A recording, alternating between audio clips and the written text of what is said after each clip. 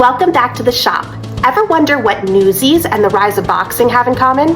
Picture this, New York City at the turn of the century, where newsboys weren't just shouting, "Extra, extra!" They were doing all they could do to survive, setting the stage for one of the greatest sports in history. Let me break it down for you. Meet my great-grandfather, Jack GOLOMB, an immigrant kid fresh to the streets of New York. He and his brother Benny worked as newsies, hawking papers in the cutthroat chaos of the Lower East Side. But selling headlines wasn't just a job, it was a battle.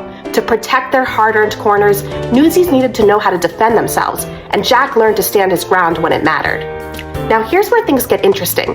While newsies were defending their turf, boxing was brewing in the city's underbelly. It was illegal, risky, and drawing huge crowds.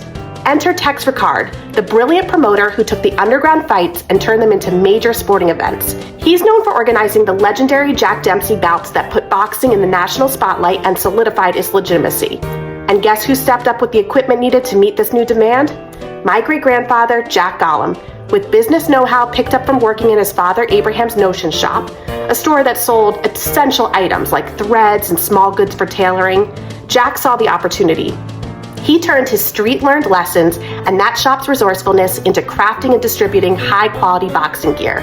This move marked the start of Everlast, the brand that would become synonymous with the sport. These newsies weren't just street-smart hustlers, they embodied the grit and determination that defined New York City at the time. Jack didn't fight in the ring, but he played a pivotal role in shaping the sport by valuing and perfecting the equipment that athletes used. And that's what we celebrate here, the history, legacy, and story behind every piece of gear. Love your glove story. Thanks for watching. Follow for more stories from the shop.